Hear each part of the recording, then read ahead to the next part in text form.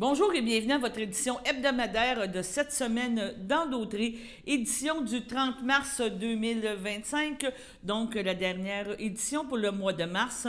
En principe, en avril, on devrait avoir des températures un petit peu plus clémentes. Aujourd'hui, on a divers sujets. On vous présente une partie de l'entrevue avec M. Jean-Luc Barthe qui a annoncé qu'il ne serait pas candidat à la mairie pour les élections au mois de novembre. Nous avons fait un peu le tour de ses réalisations depuis presque 40 ans, 30 ans, 40 ans de mairie et de conseiller à la municipalité de Saint-Ignace-de-Loyola. Il y a eu une courte assemblée extraordinaire aussi à Saint-Ignace-de-Loyola. On vous présente l'extrait de cette assemblée, de cette séance du conseil extraordinaire. Le Randa, donc on vous présente encore une capsule du Randa. Les capsules ont été produites par le Randa en collaboration avec CTRB, donc vraiment une très belle participation que nous avons eue à ce niveau. Samedi dernier, c'était l'hommage à Pierrot Lapierre, le DG du CABA, donc qui est décédé suite à une longue maladie, une courte maladie quand même, on dit longue, mais c'était relativement rapide. Donc, il y a eu un hommage qui a été fait au CABA à sa demande et nous vous présenterons l'hommage, entre autres, les mots qui ont été dits par Ronald Cormier, qui était le DG quand Pierrot a commencé à travailler au CABA et qui a parlé justement de son intégration, de sa présence et de son influence au sein du CABA. Quelques spectacles qui ont été présentés au Crapaud, mais c'est quand même intéressant. On vous présente des extraits de ces artistes, de ces films, donc ça vous donne quand même un large éventail de la programmation du Crapaud et ça vous permet aussi de découvrir des nouvelles figures dans le domaine artistique du coin. Et en terminant, c'est la semaine des popotes roulantes et comme vous le savez, nous participons à une émission qui s'appelle Le Bulletin des régions qui est dans les présenté grâce à la participation d'une vingtaine de télés communautaires autonomes à travers le Québec qui sont associées à Cogeco. Et TVCO, une des télés, a présenté un reportage encore sur la semaine des popotes roulantes et le service de popotes roulantes dans une autre région du Québec. C'est toujours intéressant de voir qu'est-ce qui se passe ailleurs et nous vous présentons ce reportage dans le cadre de la semaine des popotes roulantes. On espère que vous allez apprécier nos reportages, nos capsules et vous serez de retour dès lundi pour le bulletin de nouvelles à compter de 18h. Sur ce, bonne écoute. Puis en histoire, il y a eu une implantation d'un lieu historique, parce qu'on est un peu partout sur l'île. Mais ça, c'est, je peux remercier M. Chevrette, parce que M. Réal Chevrette, c'est qui a travaillé beaucoup dans ça. On a immortalisé deux personnes. Au nom des rues, on a nommé la rue Yvon Cournoyer, puis Viateur Chevalier. Moi aussi, qu'est-ce que j'ai... Ça c'est repsolé. On est immortalisé des personnes d'un lieu public. Ça, c'est... Je suis fier de ça, qu'on ait fait ça. On a nommé le parc Albert Saint-Martin. Parce que c'est lui qui a parti tout ça, M. Saint-Martin. Après ça, on a mis la patinoire Roque des Rochers. Mais ce que moi, je me souviens quand j'étais à l'ancienne école, c'était dans le sous-sol. Après ça, on a nommé la bibliothèque Régent de Chambre. Ça, c'était mon affaire, ça. M. Chevrette, il y a eu un beau symposium, il y a eu une journée, il y a eu des journées de commémoration qu'on a parlé de Régent de Chambre. On a nommé le parc, juste à côté de l'intérieur, c'était le parc Saint-Giroux. Quand même, M. Giroux, il était 26 ans maître à Saint-Ignace. Moi, je suis fier d'avoir... La mémoire, gardez la mémoire. Et Didas Guévremont, puis je m'en allais dire le bateau aussi. Aussi, les Didas Guévremont qui en a bien. Il n'est pas là souvent de ce temps-là, mais il est revenu. Mais c'est quand même notre bateau, disons. Puis, on est un petit peu dans le divers, je vous dirais, là, parce qu'il y a une affaire que on a mis tous des numéros d'un chalet dans l'île. Tous des numéros de porte. On a identifié les îles aussi, avec des banquettes à différentes places. On a repris le contrôle de la rampe de mise à l'eau, qui est administrée avant par la brouillerie du Lac-Saint-Pierre. On a fait l'achat d'église pour $1. Malgré tout? Malgré tout, mais pour que les organismes puissent continuer à leur activité. Puis ça, moi, je suis content parce que regardez, la FADOC est là, la Haute-Tour, elle a été longtemps là. C'est un lieu de rassemblement, il y a des loisirs encore là, des spectacles, des choses. C'était une belle salle tout à l'heure, ça s'est rénové. Puis moi, je me souviens, j'ai fait un gros suivi pour la reconstruction de l'école. Oui, c'est vrai, vous avez raison. Avec le président de la commission scolaire, dans le temps. Il a fallu se battre. Il a fallu se battre pour garder notre école. J'ai arrêté, puis je t'ai dit, puis là, à un moment donné, j'ai dit, écoutez, là, quand j'ai su qu'il était pour la reconstruire, j'ai dit, hey, faites une classe de plus. Oui. Parce que là, on envoie nos petits bouts de choux à Berthier en autobus. Ils reviennent ici, après ça, faire la première à la quatrième. Mais voyez-vous, on a de la maternelle là, ça. C'est une belle réalisation, vous avez raison. Parce que nos petits bouts de choux, là, ils viennent de l'école de Saint-Ignace jusqu'en quatrième année. Mais là, en cinquième année, ils sont plus grands. Ils prennent l'autobus. Oui. Moi, arrivé jusqu'à sixième, mais ils n'ont pas voulu le faire. Mais qu'empêche qu'on ait conservé l'école, parce qu'au début, c'était j'étais à terre, puis c'est fini, bonjour. Moi, j'aurais fait comprendre que la municipalité, là, une école, c'est local. Oui, ça, je vous dirais, c'est plate, je vais vous dire la caisse populaire, mais ça, on a fait notre deuil. Mais écoutez, le bureau de poste, c'est tous des services qui sont importants puis qui tiennent le village en vie. Moi, je me souviens, quand on a voulu acheter la caisse le premier coup, le conseil d'un temps, ils n'ont pas voulu. Mais par contre, au prix qu'ils nous demandaient, je pense que ça était une bonne affaire de faire. Oui, un rétro-spectacle en arrière. Il voulait emmener, moi je me souviens, j'ai négocié avec Post Canada. J'ai commencé avec une madame à Montréal, puis j'ai fini avec une madame à Ottawa. Oui. Par téléphone, là, elle m'a fait parvenir le contrat. Je vous le dis, là, c'était presque une Bible. Oui. Moi, je l'ai rappelé, puis j'ai dit, écoutez, madame, on va vous en faire un contrat, là. Il va y avoir 5-6 pages. Oui. Ce que vous me donnez là, c'est un contrat avec la ville de Montréal. La bureaucratie au maximum. Après ça, ben, c'est ça. On a fait l'achat de la caisse pour faire des bureaux administratifs qu'on est en... D'ailleurs, ils ont commencé à rénover. Ouais. Puis je pense que ça, c'est une bonne chose. C'est un beau lien pour la municipalité. Puis je remercie le gouvernement parce que avec la subvention qu'ils vont nous donner, je pense que la municipalité méritait d'avoir des bureaux administratifs adéquats. Oui. Parce qu'il ne faut pas s'en cacher. Puisqu'on est les bureaux, c'est beau. Moi, je dis c'est beau. Écoutez, on est dans un garage. Oui. C'était un ancien garage. Ça va être plus beau, ça va être plus propre, bien situé. Moi, je pense qu'on a de la place idéale. Au bord de la 158, c'est là qu'il va se faire les lots. Il n'aura pas dans le village, il n'aura pas nulle part. La densification, c'est ça. Mais comme tous les taux de terrain qu'il y a, il y a encore de la place à Saint-Ignace. Il y a de la place, écoutez, oui. Voyez-vous les ameublements RS, le terrain qu'ils ont acheté, la phase 1, puis il va y avoir une phase 2, ça va donner à peu près 82 terrains. C'est ça. Donc 82 familles, on pourrait dire. Et voilà. 82 à familles. Côté, il y en a aussi grand. Bon. Puis il y a une autre petite partie à M. Masse, mais je veux que le monde sache, avant de tout faire ça, il a fallu faire analyser notre l'usine de l'eau, là, pour avoir accès à l'eau potable. Je comprends. S'assurer qu'on a les capacités.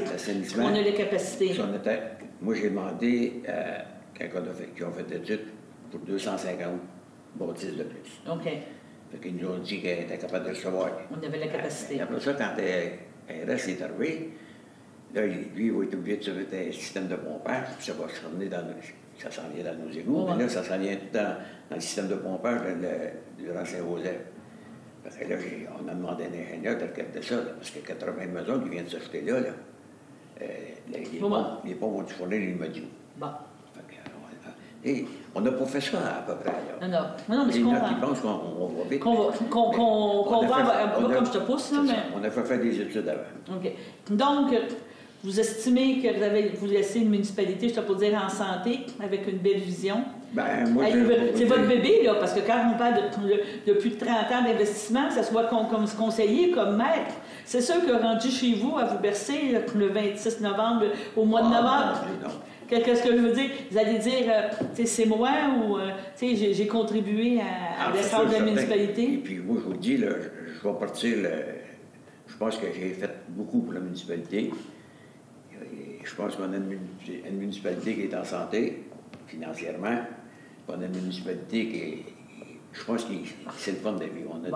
On a un beau parc, on a tout. Puis je vais le faire dire par les parents. Il y en a qui se sont emmenés à Saint-Ignace à cause de tout ça. À cause de tout ça, OK. Parfait. Mais ce que je peux dire, c'est que j'espère qu'il va y avoir du monde qui va s'intéresser à la municipalité. OK. Mais je veux que ce soit du monde sans être comme moi, là, parce que j'étais passionné, je Ouais. m'en cache pas. Mais du monde impliqué. C'est ça. Je veux que les personnes qui vont être là, qui s'impliquent, puis qui travaillent pour le bien-être de la municipalité. Parfait. Puis que le monde soit heureux de venir s'installer. Bon, c'est beau. Mais donnez-moi 30 secondes, j'aimerais pour ça remercier. Moi, je voudrais remercier ma femme. Parfait, oui. Les enfants. Chère Diane qui était là tout le temps. Au début, quand ça a commencé mon aventure, elle n'était pas totalement d'accord, puis elle me laissait aller. Elle savait que j'étais, mais elle me laissait aller, puis je la remercie, puis mes enfants aussi, parce que moi, j'ai Alexandra, Marie-Judith, puis Pierre. OK, c'est ça. Puis là, les autres, je les remercie parce que je n'ai pas été présent souvent avec eux. Et là, ça allait avoir le temps de faire les parties de famille. De travailler, puis tout ça. Puis aussi, je veux remercier les citoyens de Saint-Ignace de m'avoir fait confiance pendant 38 ans. Bon, bien, je te remercie. C'était une chose. Merci Jean-Luc.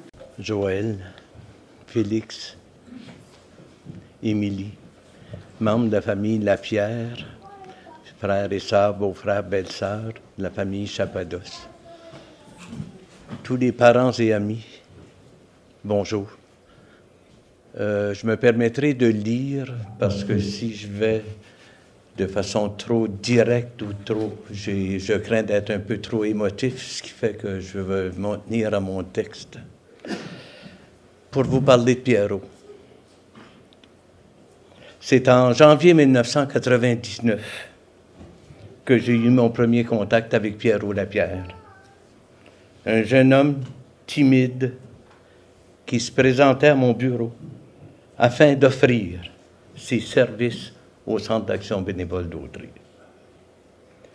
Son CV révélait un parcours d'études atypique, pas régulier comme d'autres, l'ayant amené à l'obtention de diplômes universitaires en administration finance et en pédagogie.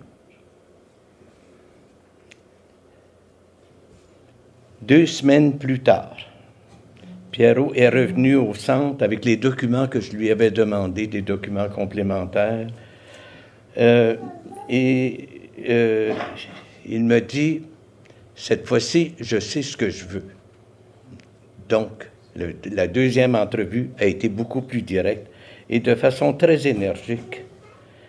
Il m'a révélé 3 aspects importants de sa vie, de ses orientations, de ses futurs projets. Il les exprimait en ces termes, j'essaie d'avoir les mots justes. Premièrement, il dit, j'ai une formation universitaire en administration finance, mais je veux travailler dans des services à donner plutôt que dans des chiffres. Deuxièmement, je veux faire carrière dans le communautaire et dans des services humanitaires. Troisièmement, j'ai fait des vérifications et je veux travailler avec Ronald Cormier et le CABA. Ça a été clair. Face à l'intervention si proactive de Pierrot, qu'il différenciait de sa première intervention, j'ai procédé rapidement à une demande de subvention qui lui a permis d'être embauché dès le début mars de la même année. Et pendant 26 ans, Pierrot a été au cœur de la vie du CABA. Face à l'intervention proactive de Pierrot, je m'excuse, pendant près de 19 ans de travail et de collaboration avec Pierrot, je peux vous dire mon appréciation d'avoir relevé des défis avec lui et avec l'équipe du CABA.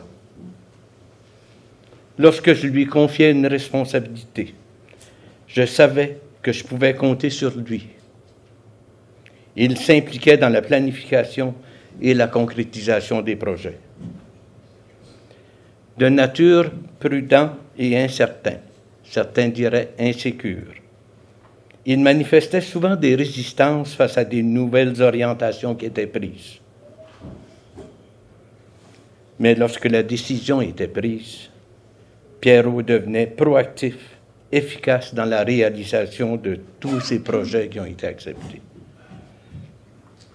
Comme gestionnaire de service et comme directeur adjoint du Centre d'action bénévole, il s'appliquait à bâtir des outils de travail facilitants, tant pour les employés que pour les bénévoles.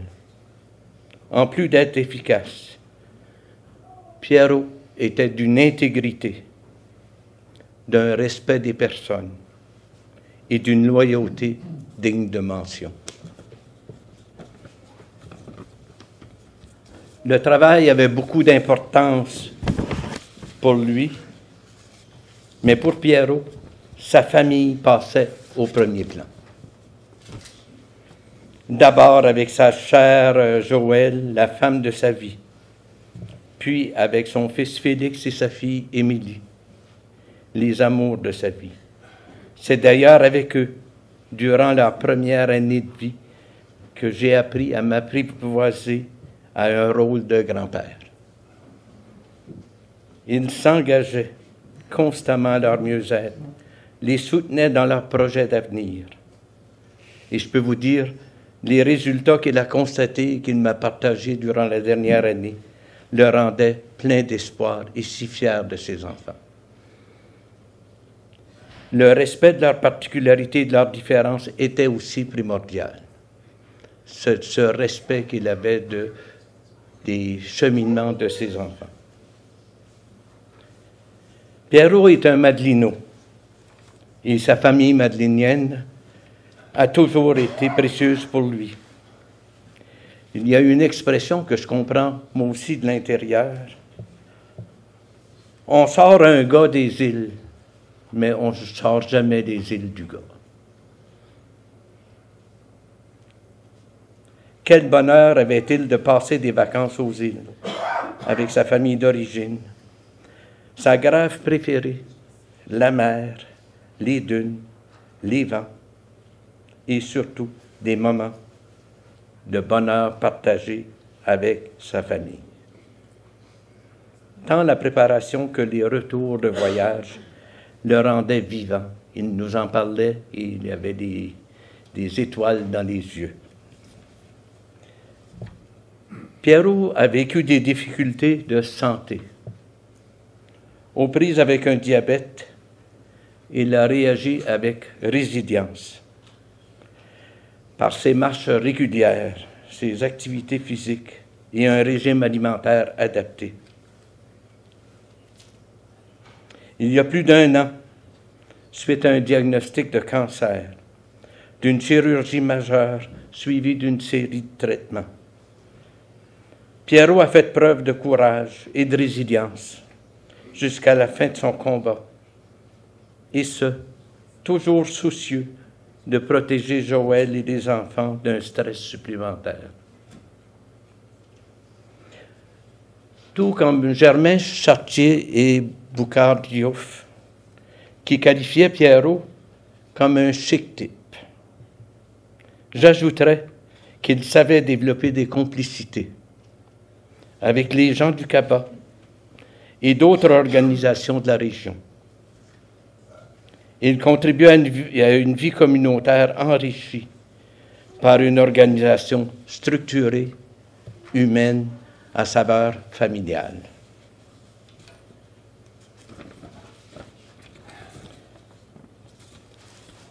Pierrot,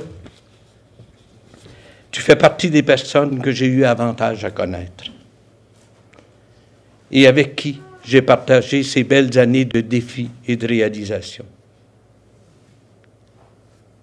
Avec nos affinités et nos différences, nous arrivions à fonctionner en harmonie, et c'était régulier. Même si tu n'étais pas habile de tes mains ou tu faisais appel à mes services, je ne t'allais pas la cheville lorsqu'on parlait de popote. Nous en parlions ensemble, ça nous amusait bien.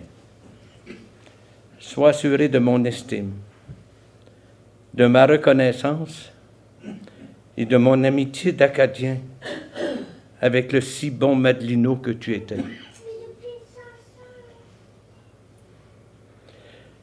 Continue à veiller sur Joëlle Félix et Émilie, qui vont te porter dans leur vie.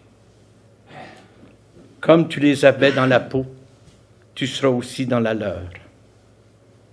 Avec eux, comme avec ta grande famille et tes amis, la vie continuera avec ton souvenir, soit ta présence dans l'absence, ta parole dans le silence et le rappel de moments partagés avec toi. Regarde les buttes, les collines et les montagnes et va plus haut. Écoute la mer et va plus loin. Mon ami africain, Fimba, que tu connais, me disait « Maintenant, pour Pierrot, que la terre lui soit légère », une expression africaine pour quelqu'un qui nous quitte. Un autre monde s'ouvre à toi, mon cher Pierrot.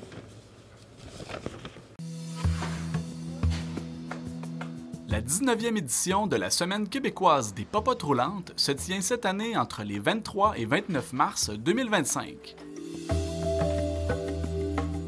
TVCO a rencontré une employée et des bénévoles du Centre communautaire Pro-Santé afin d'en apprendre davantage sur ce service de proximité dans notre région. La popote roulante, ça fait vraiment plusieurs années que ça existe. Dans le fond, c'est un service qui est essentiel. Ça consiste à la livraison de repas chauds à domicile. Donc, on livre soupe, repas principal, dessert à chaque aîné inscrit. Puis, on couvre tout Charlevoix-Ouest là, pour l'ensemble de nos services. Donc, on va à Saint-Hilarion, à Saint-Urbain, aux Éboulements, Baie-Saint-Paul.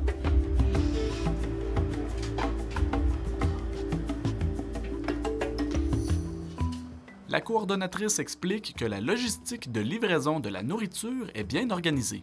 J'ai 5 circuits, donc les mardis, jeudis. Alors, j'ai besoin quand même de plusieurs bénévoles, livreurs. Donc, j'en ai environ presque 15, là, parce qu'il y en a qui livrent le mardi, le jeudi. Donc, on a un circuit établi selon les gens. Et puis, on va de porte en porte pour livrer les repas. C'est sur l'heure du dîner, entre 11h et midi. Un couple de bénévoles qui participent à la popote roulante témoigne de son expérience. Moi, je trouve ça plaisant de le faire. Tu sais que tu rends service beaucoup. Parce que c'était beaucoup de gens, pas tous, là, mais tu as beaucoup de gens qui sont vraiment pas capables de se déplacer, ont de la difficulté à marcher. Donc, faire à manger, c'est un peu pareil, hein, c'est la même affaire. Et le fait aussi que les gens, bien, quand ils voient quelqu'un, ça leur donne la chance de parler. Ouais, des fois, c'est peut-être la seule personne à qui ils vont pouvoir jaser dans leur journée. Ça fait que ils nous accueillent avec le sourire dans ce temps-là, c'est sûr. Là.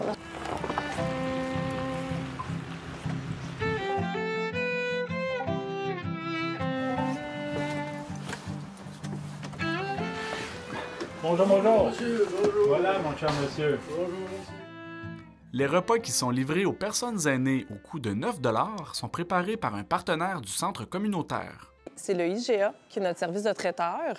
Donc, c'est eux là, qui font les menus. C'est sûr qu'ils savent là, que c'est une clientèle aînée. Fait qu'on adapte les choix pour que ce soit des choses qu'ils aiment, des bons repas traditionnels, réconfortants, nutritifs. Puis, le menu sort environ 2 mois. Il faut que ce soit varié aussi parce que j'ai des gens qui sont inscrits de façon régulière à l'année. Et puis là, vous en avez combien à livrer aujourd'hui? 71 aujourd'hui. C'est une semaine assez typique, là. Ça peut monter à 80-90, là, mais aujourd'hui, on a 71. Ça dépend des besoins des gens à domicile. Qu'est-ce qu'ils demandent? Mélissa Pilote précise que ce service contribue au maintien du filet social dans notre région. Au-delà du repas chaud aussi, au-delà du bon repas, c'est aussi, tu sais, les bénévoles, c'est une chaleur humaine. Les gens viennent, puis ils cognent à la porte, puis, tu sais, ils donnent le repas. Puis c'est un rôle de vigie aussi parce qu'il y a des gens, bon, il y a des aînés qui sont encore capables de cuisiner, qui peuvent s'inscrire à la popote. Hein? C'est pas dédié juste aux gens qui sont en perte d'autonomie. Ça, c'est bien de le spécifier. Nos critères, c'est 65 ans et plus, mais je peux aller même en delà de ça parce que, mettons, quelqu'un qui serait en convalescence, qui aurait eu une maladie, momentanément n'est pas en mesure de se faire à manger pour des problèmes de santé ou un proche aidant qui aurait besoin de répit. Tous ces critères-là rentrent en ligne de compte aussi.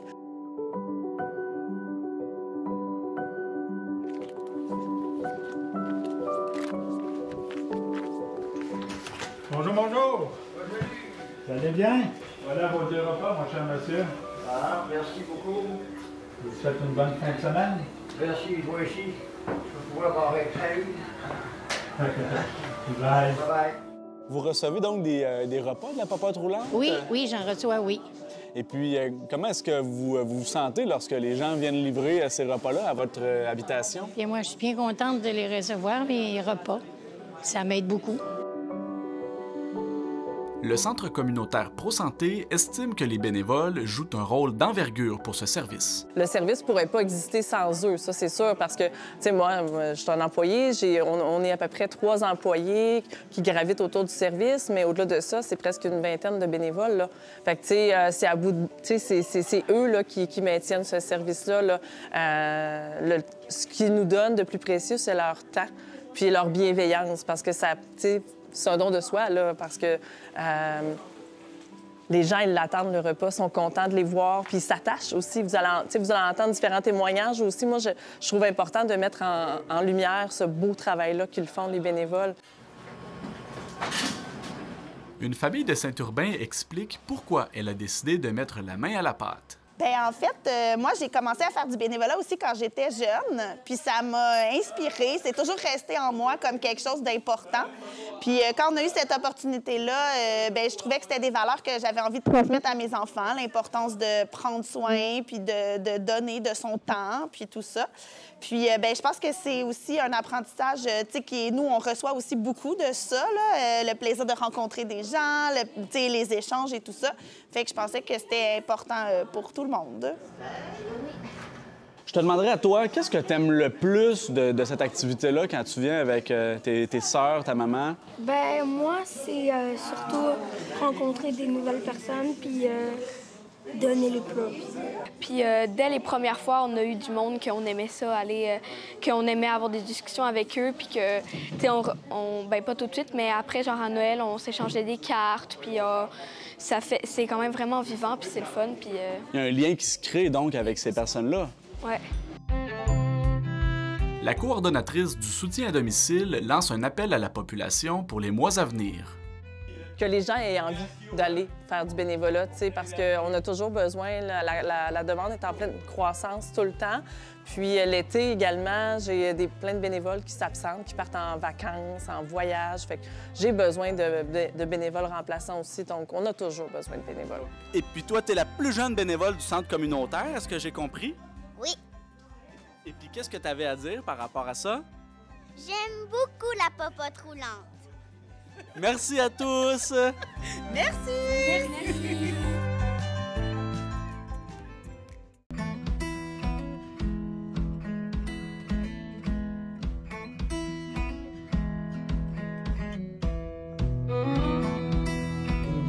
Puis Jean-Pierre, proche aidant de Marie-Claude. Depuis 3 ans. Claude est né... les parents avaient le même groupe, des groupes sanguins incompatibles, puis les médecins n'ont pas vu. Fait qu'elle est née avec une déficience intellectuelle. On avait comme pris la décision ensemble qu'on s'en occuperait quand sa mère ne pourrait plus le faire. Puis quand sa mère est tombée très malade, elle a failli mourir, elle s'est emmenée chez nous. À partir de là, ça a été difficile.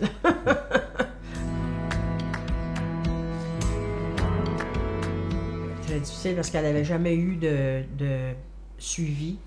Elle n'avait jamais eu de... Elle n'avait rien, là. Elle était toute seule avec sa mère, puis dans son petit monde de peur. Puis, nous autres, ben moi, quand j'ai travaillé dans le système de santé en Nouvelle-Écosse pendant 20 ans, j'avais travaillé avec des gens comme elle, fait que je savais où aller chercher les ressources.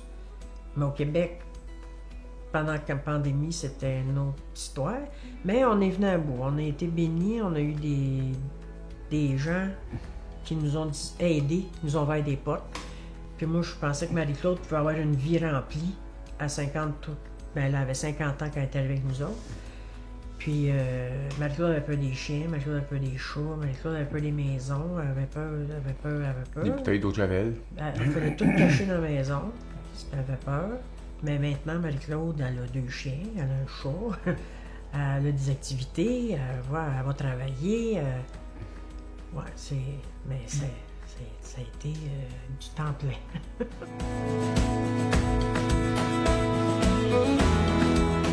Maintenant, tu as vécu ici pendant 1 an et demi? Non, c'était très difficile. C'est la raison pourquoi il a fallu m'en séparer. L'envoyer, elle est allée vivre aux habitations Bordelot. Mais quand sa mère était là, Marie-Claude a fait des psychoses. Un matin, je me suis levée, je disais à ma tante, ce matin, on s'habille, on s'en va magasiner. Elles ont magasiné quoi? Elles dit, des places que vous allez rester parce que c'est plus vivable. J'ai dit, c'est vous ou c'est moi? Si vous ne déménagez pas, moi, je vais aller aux habitations Bordelot. Fait que je l'ai fait visiter 2-3 places. Je voulais pas qu'elle s'en aille n'importe où. Parce que elle aussi, j'ai dit, elle mérite d'avoir une fin de vie, là, je dis, à 91 ans, tu sais, qu'elle peut être bien, puis avoir de l'aide, puis moi, je suis là aussi, là, tu sais. Puis que sa fille, elle l'avoir, c'est ça qui est normal. Un enfant, il part de la maison, puis il va visiter ses parents. Fait que, elle a déménagé le 1er novembre, ça va faire 2 ans, là. 1er novembre qu'elle a déménagé. Puis ça va très bien, là. Sa mère savait qu'elle était déficiente intellectuelle. Elle n'acceptait pas ça. Puis elle a toujours essayé de la faire fonctionner comme quelqu'un de normal, mais elle n'a jamais fonctionné comme quelqu'un de normal. Mais sa mère, de toute façon, faisait tout pour elle. Nous, on y a appris à être plus autonome, on y a appris à être capable de, à son niveau, d'acquérir des connaissances, d'avoir des acquis. Quand on fait quelque chose pour quelqu'un tout le temps, la personne n'apprend pas à se débrouiller. Nous, on a dit, regarde, c'est sûr qu'elle a un niveau qu'elle ne pourra jamais être comme nous, mais il y a des choses qu'elle peut aller chercher, puis elle est fière d'aller chercher. Avec les changements qu'on voit aujourd'hui, on a eu beaucoup d'aide. Moi, la Randa, là, quand je les ai connus, j'étais accrochée sur le téléphone avec Ginette, là. Oh, c'était terrible. La Randa, puis la Myriade, puis... Oui, mais pour moi, là. Ouais. Pour moi, là. Tu sais, quand tu as besoin d'un soutien, mais que toute ta famille, ils disent qu'est-ce que tu as pensé de prendre quelqu'un de même chez vous? Mais on n'était pas capable de faire autrement. Ça s'explique pas, ça se vit, mais maintenant, dans le vivre, tu as besoin d'outils. Tu sais, là, j'ai en cherché à elle des outils, là, mais moi, tout ça m'en prenait, puis lui, tout ça m'en prenait. Fait que je disais, ah ouais, on s'en va dans la rando. Nos enfants, nos familles nous encourageaient pas à faire ça. Donc, à un moment donné, la randa nous a montré qu'on n'est pas tout seul là-dedans. Qu'est-ce qui nous a inspiré? C'est parce qu'on peut... Pour nous, Marie-Claude, c'était pas quelqu'un qu'on pouvait juste tasser. Parce que, veut pas, avec la santé de sa mère puis qu'elle n'a plus son père, elle aurait été tassée. Personne d'autre voulait s'en occuper. Donc, ça serait ramassé dans une maison quelque part, là, tu sais. Nous autres, on s'est dit, ça va pas juste comme ça, là, tu sais. Puis, Viviane était beaucoup plus attachée. Donc, on va y aller pleinement, puis c'est tout. Mais encore aujourd'hui, vous devriez être à votre retraite, vous devriez voyager, vous devriez... Oui, on voyage pareil, mais moins. Plus s'organiser. Plus s'organiser. Il y a beaucoup de démarches à faire pour que quelqu'un s'occupe d'elle. Puis, c'est pas parce qu'on devient plus vieux qu'on veut devenir inutile. Donc, c'est juste ça.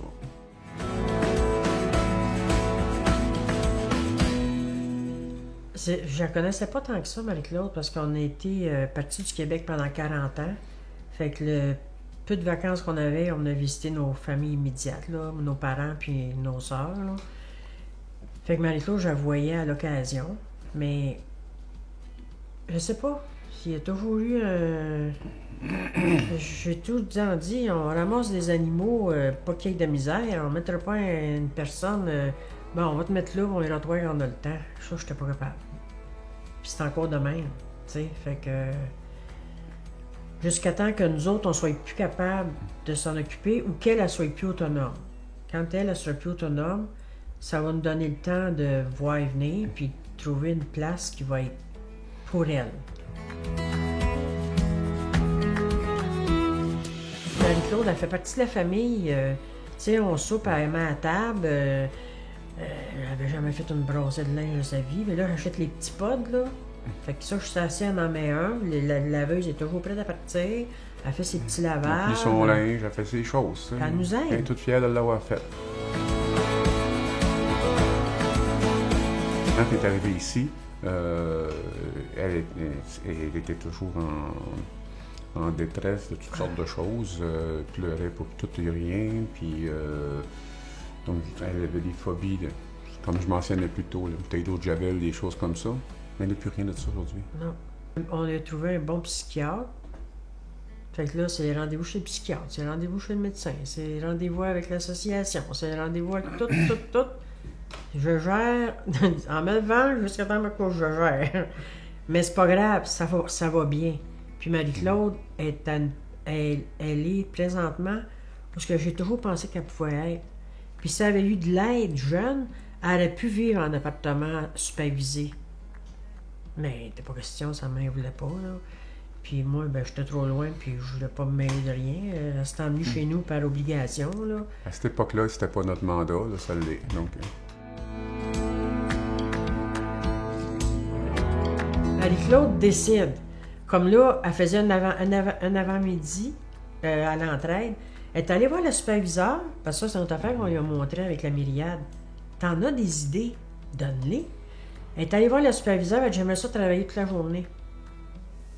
Ben, on va t'en trouver une place. Et sa mère, qu'est-ce que tu penses à envoyer toute la journée? C'est pas moi qui ai demandé, c'est elle qui est allée la voir. Qu'elle y aille, puis ça trouve ça trop difficile, elle se fera mettre une demi-journée. J'ai dit, Marie-Claude, là, elle fait ce qu'elle veut avec moi. Hey, c'était tellement là, qu'on allait prendre un café. Elle dit, c'est quoi tu prends? Ben moi, au début, je disais, on va prendre un café. Ben moi aussi, je prends un café. Mais à un moment donné, t'as pas le goût de boire d'autre chose qu'un café?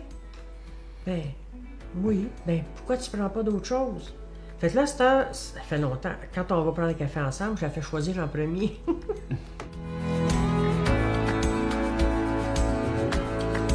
Il n'y a jamais pu d'avoir d'animaux chez eux.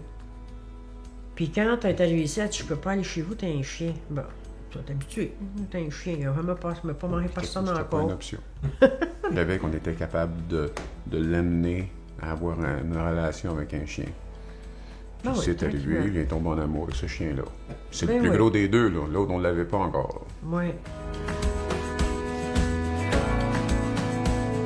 Je le sais quand elle fait de l'anxiété. Je sais pas, je le sais. Là, j'ai dit, c'est quoi que t'as? Ben, elle dit, je sais pas. Elle dit, je sais pas, je fais le drôle. Fait que le petit chat dormait dans sa petite couverte, je l'ai pris, puis j'ai mis sur elle, puis j'ai dit, flatte-la, là. Puis j'ai dit, ouais. Ben, une demi-heure de temps, elle l'a bercé, puis elle y parlait, puis elle le flattait, puis l'anxiété a tout passé. Tu sais? C'est de la zoothérapie. Fait, ouais. Fait que je me suis dit, c'est une bonne affaire, on va le mettre le temps que le chat, on va la nourrir, on va s'en occuper. Puis j'ai dit, quand elle va manger toute seule, tu vas pas l'amener avec ta main chez ta mère, tu vas pas t'en occuper. Je veux qu'elle apprenne à s'en occuper. C'est son chat, ça a le besoin, je suis là, mais je veux qu'elle apprenne à la nourrir, à vider la litière, la mettre dans son transporteur quand elle va voir sa mère. Tu sais, elle se sent tellement mieux. Puis moi, je suis là, mon doux, elle est capable, tu sais.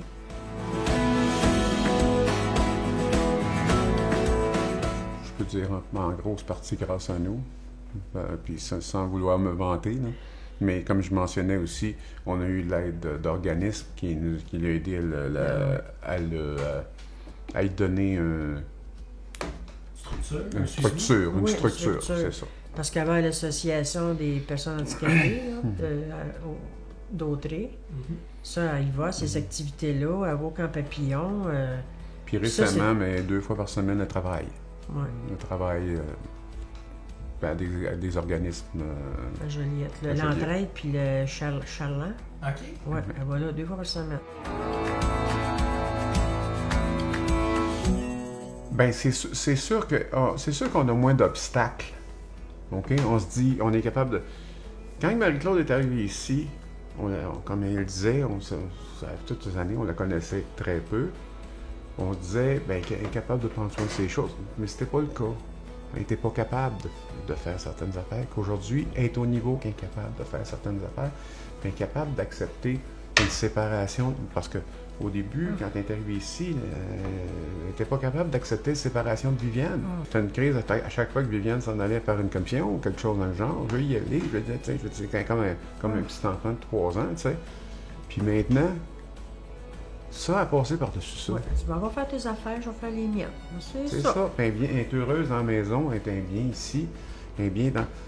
comme là, elle est passée la fin de semaine chez sa mère, elle a hâte de revenir, là, puis faire ses choses. Ce qui n'était pas le cas avant, là, tu sais. Donc, c'est toutes des choses que maintenant, on part plus, si on va quelque part, on part en se questionnant pas mal moins, en tout cas. Si on avait pris, par exemple, Marie-Claude en se disant, on peut pas aller plus loin, ça n'aurait pas été pareil. Là. Il fallait qu'à un moment donné, qu'on se dise, OK, regarde, on fait un petit bout de chemin de plus, un petit bout de chemin de plus. T'sais. Comme nous, on fait des petits bouts de chemin de plus. J'ai pris un petit bout de chemin, j'ai fait commencer ma véranda. Là, puis on ne pouvait pas s'oublier non plus. C'est bien beau, pas être capable de faire autrement, mais même en se disant ça, on s'est dit, OK, on va passer ce bout-là qui va être difficile, mais si on atteint notre objectif, après ça, on va être capable de prendre plus de lousse. Tu sais, mais pas là, on en prend plus de lousse. Tu sais, là, on s'en va aller passer Noël avec notre garçon à Terre-Neuve. On a toujours passé Noël avec nos enfants ici, puis eux autres là-bas tout seuls. Mais là, cette année, ouais, on s'en va à Terre-Neuve. Le seul regret que j'ai, c'est que quand ma tante est tombée bien malade, là, le prognostic était qu'elle était pour décéder. Puis, c'était la COVID. Puis l'option, c'était elle s'en vient ici ou elle s'en va en CHSLD. Puis en CHSLD, il n'y avait pas de droit de visite, il n'y avait pas de droit de rien. J'ai dit, ça n'a pas d'allure, on ne peut pas faire ça. On l'a amené ici. C'est le seul regret que j'ai. Si ça avait été en temps normal, je l'aurais probablement envoyé en CHSLD, mais il y en a des bons. Tu sais, il y en a des bonnes places qui prennent soin d'eux autres. Puis là, moi, je connaissais pas la place, puis je disais, il n'en mourra pas tout seul. Mon père a perdu 2 de sa famille tout seul. Ils sont partis en ambulance, puis ça a été tout, là. Puis il a été traumatisé de tout ça, là. Fait que j'ai dit, elle va s'en venir ici, puis ça meurt chez nous, moi, je vais chez nous. J'en ai accompagné plein de gens dans le décès. Fait que j'ai dit, je savais que j'étais capable de faire ça. Mais ma tante a pris du pic assez vite. Puis là, c'est là que le fun a pris. Ça a été mon seul regret. Ça aurait pu être autrement. Mais on ne peut pas vivre dans le regret. Non. Oh non. Aujourd'hui, on a une très belle relation là, ensemble. Là. Ouais. Même avec la tante, on a une très belle relation. On a la facilité de se parler en anglais quand on ne veut pas qu'elle comprenne quelque chose. Elle répète tout. Elle répète tout ce qu'on dit. Donc, s'il y a des choses qu'on ne veut pas qu'elle répète, on se parle en anglais. Tout le temps. 3/4 du temps, on se parle en anglais, moi puis lui. Mais elle va parler en anglais. Elle va voir ma bru, parce que ma bru puis notre genre sont anglophones. Hello! Elle lâche ça de main. Mais ils l'aiment. Ils sont faits avec elle. Ils l'aiment, puis ils sont gentils avec. Ils trouvent juste qu'on a beaucoup ses bras, tu sais. C'est surtout de nous qui s'inquiètent. Oui. Mais là, on est capable d'en faire. On a commencé plus, là. Au début, on ne pouvait pas, là. Moi, je prenais soin de ma tante, puis ma cousine. Puis mon autre tante est décédée, c'est mon oncle qu'on prend soin. Puis sa mère, ça en fait 4, là. Fait qu'on se sépare la tâche. Moi, c'est ma tante puis ma cousine. Puis lui, c'est sa mère puis mon oncle. Puis des fois, c'est mon oncle puis ma cousine. Juste sa mère, je vais pas voir. Elle veut juste voir ses enfants, puis c'est bien correct. Un message aux proches aidants, c'est ne restez pas dans l'isolement. Allez chercher de l'aide. L'aide est là. Il y a le Randa, puis je suis sûr que si c'était dans d'autres régions, il y aurait d'autres choses. Donc l'aide est là. C'est ça. Oui. Pas rester tout seul. bien important.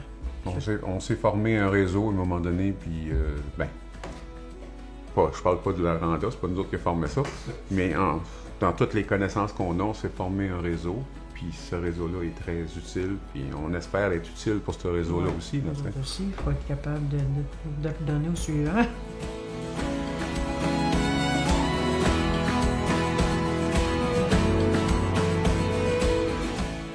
Félicitations, c'est encore là, ça mérite d'être souligné. Ben, je pense que oui. On est tous d'accord. Je veux pas m'avantager, là, mais... Comme t'avais dit y aller. C'est correct. Des fois, je pense que c'est important de se vanter en guillemets. Quand on fait des belles réalisations, surtout des réalisations pour quelqu'un d'autre, vaut la peine de je vais utiliser ce que beaucoup de monde utilise. C'est un effort d'équipe. Oui. Ah, oui. Excellent. Tout le monde patine dans le même sens. Tout le monde dans le même sens.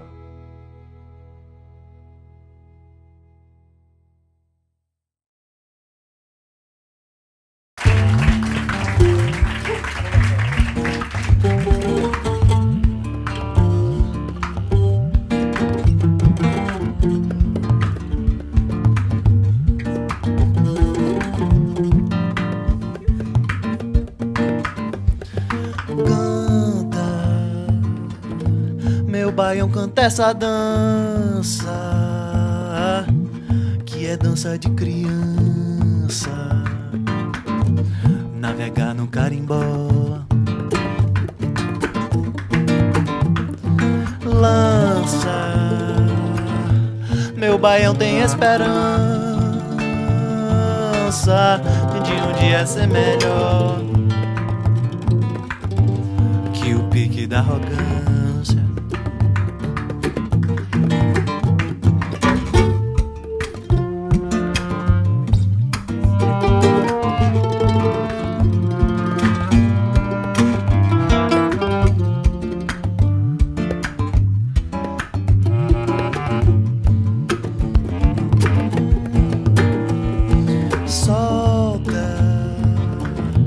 Deixa leve essa história,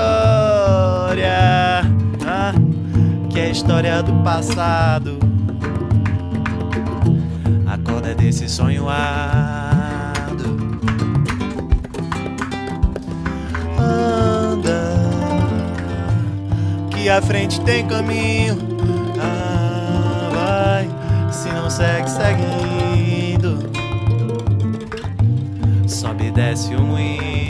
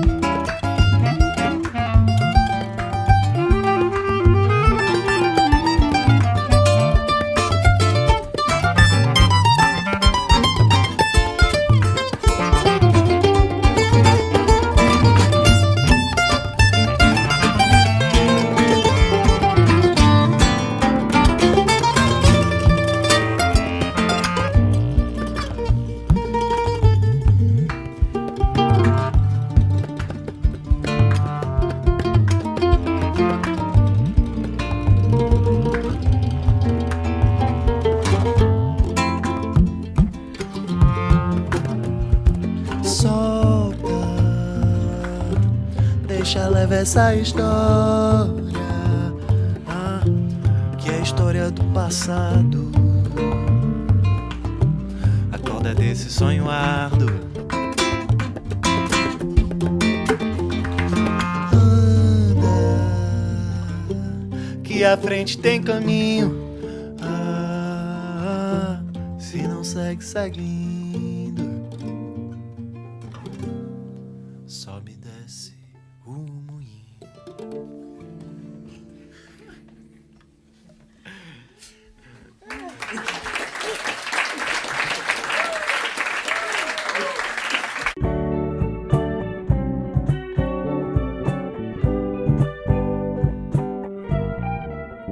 Quand on y pense, au début, tu dis que tout est foutu. Mais quand on y pense, c'est normal quand c'est tout ce que t'as vécu. Quand tu penses à toutes ces années où t'aurais pu laisser tomber, à tous ces moments où t'as décidé de ne pas t'écouter. Quand tu penses à toutes ces journées où le bonheur t'a quitté. Quand tu penses à toutes ces soirées où t'étais mal aimé. Mais ça prend bien du temps, guérir d'avant. Mais pourtant, on veut toujours aller trop vite, par peur que tout s'éclipse. Chapelet!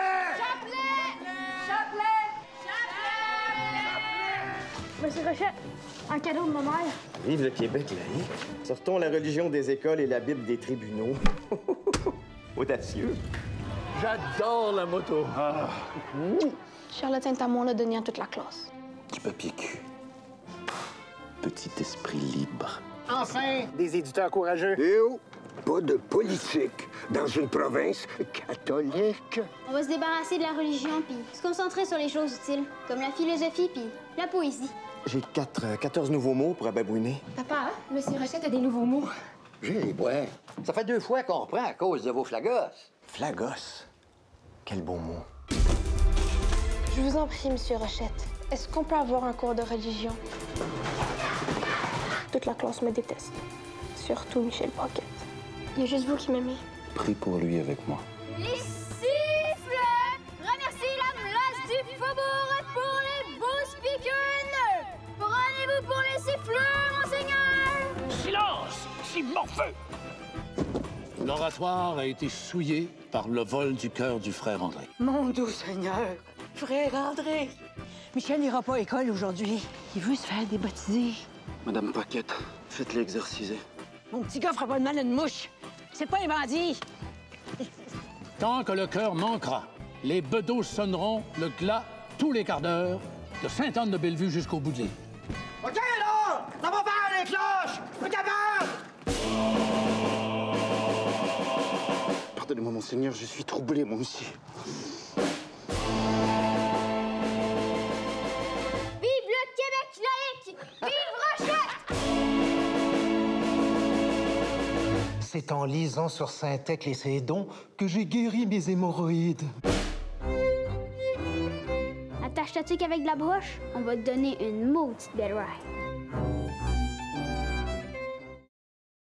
Bonjour, je m'appelle Mathis Dubé, j'ai 21 ans, je suis stagiaire ici à CTRB pour Saint-Hubert, cet été presque. Je viens du programme d'intégration multimédia à l'Assomption. Puis j'ai vécu pas mal toute ma vie en Berthier et puis Saint-Ignace. J'ai fait PDL comme tout le monde à peu près ici. Mes passions pas mal le jeu vidéo, le D&D, Pathfinder, tout ce que tu vois le DD. Le jeu de société, je joue pas mal aux jeux vidéo.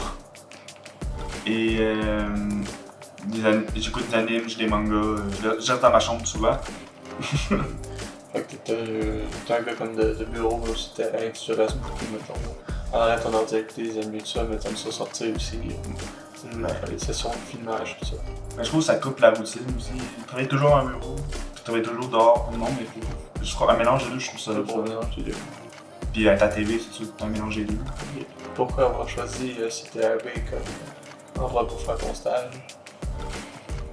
Ben, c'est ma mère et ma grand-mère qui ont conseillé de venir ici premièrement. Et j'ai trouvé que c'était une très bonne idée parce que non seulement c'est proche, on peut pas être plus local. Et aussi l'ambiance quand j'ai rencontré Daniel. C'était super, ça a très bien été, c'était relax, l'ambiance est bonne. Puis en plus je suis payé pour ce stage-là, donc ça me va. Est-ce que CTAB, ça va être ton premier emploi ou t'en as eu d'autres à t'essayer? Non, j'ai été à l'usine de Pointe-Richard, sur le bord de l'eau, parce que la grosse usine que beaucoup de monde ont travaillé aussi à Cartier, pour leur travail d'été. Okay. Tu veux faire quoi après ton stage?